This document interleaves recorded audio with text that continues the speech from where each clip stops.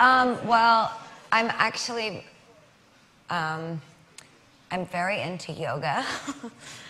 So I do a lot of that really, I saw the yoga rooms here at Big Room, not Big Room, at Google. I was like, it's inching my way. But I'm actually really into that crazy hot yoga and 100-degree rooms. It's the only thing that I feel can be really bad at and nobody knows. So I sort of take comfort in the journey of becoming good at yoga because if I suck at it one day, nobody sees it and it's just me. I guess that's the thing about fame that is difficult, is if you screw up, Google is there. So I love yoga. I love cooking. I'm a really good cook, actually, which maybe some of you might not know about me.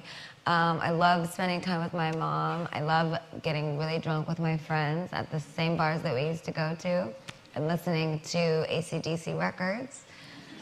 And what do I wear? I mean, to tell you the truth, it's very funny because my father quite often is like, can't you just put on this but have you been to any of my shows out of curiosity? No, not yet. You haven't yet? Well, I would say anyone that's seen me live would tell you that whether I'm dressed like this or I'm wearing a t-shirt, I look the same. And I know that might sound silly, but it's not this that you are responding to anymore. And I keep talking about this because my fans are actually quite blind to my clothes now because they're so used to it that they don't see it anymore. They just see me. And I'm excited about that because I think with this new album, people will wonder less and less what I look like when I'm brushing my teeth. But the truth is I look exactly like I look right now. I just, probably have a Motley Crue t-shirt on and there's a really good-looking guy in my bed.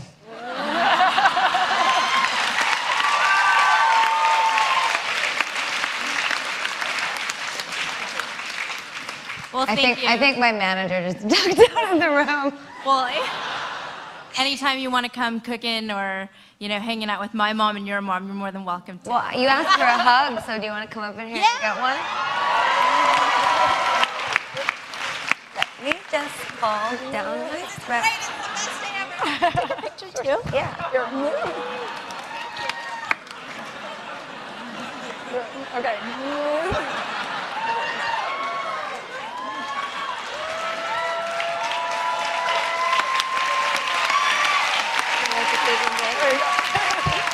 Thank you so much. It was so good. Nice to meet you. See you later. You're so cute. That's a lot of bunnies. I think there's 16. So we'll take a few more questions here. Sure. So. Hi, my name is Logan. Thank you so much for coming. Hi, Logan. I'm thrilled that you're here. Hi. I'm wondering, have you seen the video called Friday by Rebecca Black? No. So this is the latest internet sensation, and it's this 13-year-old girl who made a video, and now it's online, and everyone's making fun of it and just kind of criticizing it as really cheesy, which it is, but she's only 13. And my reaction to it, or I'm curious about your reaction to YouTube as a forum for new artists and for some of the criticism that maybe young people get for going online, and then on the other side, there's the Justin Biebers who are becoming famous through YouTube. So what do you think about the future of fame through YouTube? I think it's fantastic. I say Rebecca Black is a genius, and anyone that's telling her she's cheesy is full of shit. Thank you. Okay, so over here. Hi, Gaga. Thanks for coming. My name's Hi. Colin. That's really nice. I think you may have outdone the headpiece. See, now I don't want to laugh because I'm quite certain that sometimes when I enter the room, that's how people feel. But it's really good. It kind of looks like the Chrysler Building. Thank you. I used to be an architect, so. Where'd you go to school? At Carnegie Mellon. It's a great school. I'm happy to lend this to you for your concert tonight. If It looks an awful lot like one of the outfits. It might go quite well, actually. It's all yours. Thank you. My serious question, though, is, we've talked about Gaga this, Gaga that, and the fame monster, but what about Stephanie? Like, how do you stay Stephanie through? I love this question. Who are you looking for? I'm right here.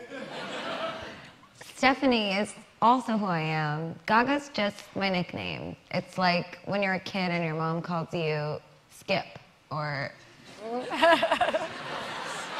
instead of calling you, Johnny, she calls you Jonathan when you're bad. It's the same thing for me. It was a way for me to release so many years of being told no by this business. And it's actually funny because I didn't shop around to record labels until I was calling myself Gaga, until people in New York knew me as Lady Gaga. But in high school and making music and choir and being cast in the boys' play, and all the girls hated me because I always got the lead. They hated me for that. Because it was at the boys' school, so if you got the lead, you were always at the boys' school after school.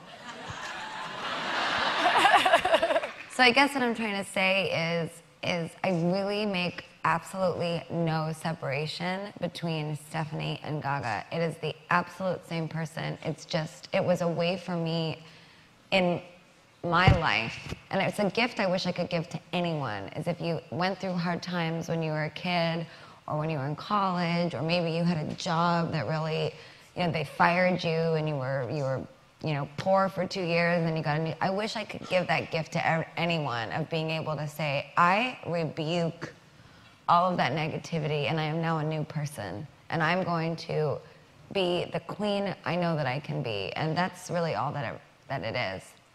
Thanks. Well, I know you have a meticulously planned wardrobe, but just in case, I'm going to leave this for you. Thank you very much. We will take 2 more Please questions. leave all fashion accessories. Thank you. Aww. So sweet. Yeah, have a great set. I can't, it's not gonna fit. Do you want help?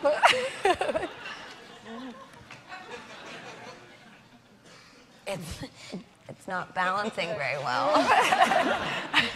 Okay, we'll do 2 more questions. Okay. Thank you very much for coming. Hi.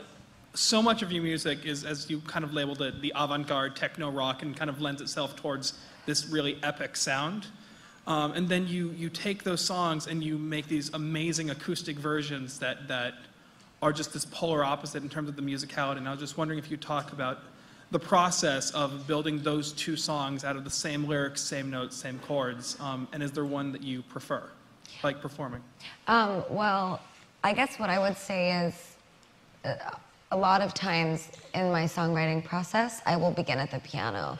So I will actually write one of the songs on the album that is truly one of my favorites. It's called The Edge of Glory. And it's kind of a sad story, sorry to be a downer, but my grandpa died about 5 months ago, and my dad and I were going to say goodbye to him at the hospice, and I got out a big thing of agave tequila, and my dad sat next to me at the piano, and we just started doing shots back and forth.